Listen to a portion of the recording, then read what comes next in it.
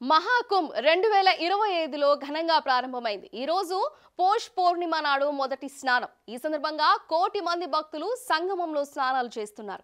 ప్రతి గంటకు 2 లక్షల మంది సంఘం మొక్కుల వద్ద స్నానాలు చేస్తున్నారు. నేటి నుంచే 45 రోజులు కల్పవత్సరాలను భక్తులు ప్రారంభించనున్నారు. సాధారణంగా కుంభమేళా 12 సంవత్సరాలకు ఒకసారి జరుగుతుంది.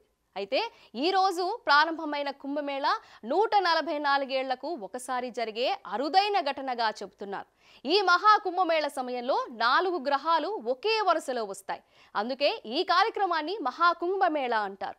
ఈ రోజు ప్రారంభమైన ఫిబ్రవరి 26న ముగిసే 45 రోజుల మహా కుంభమేళలో 45 కోట్ల మందికి పైగా ప్రజలు గంగా నదిలో పుణ్య స్నానాలు చేస్తారని అంచనా. కుంభమేళ సాధారణంగా భారతదేశంలోని ప్రయాగ్రాజ్, హరిద్వార్, ఉజ్జయిని మరియు నాసిక్ వంటి 4 పవిత్ర దేశాలలో జరుగుతుంది.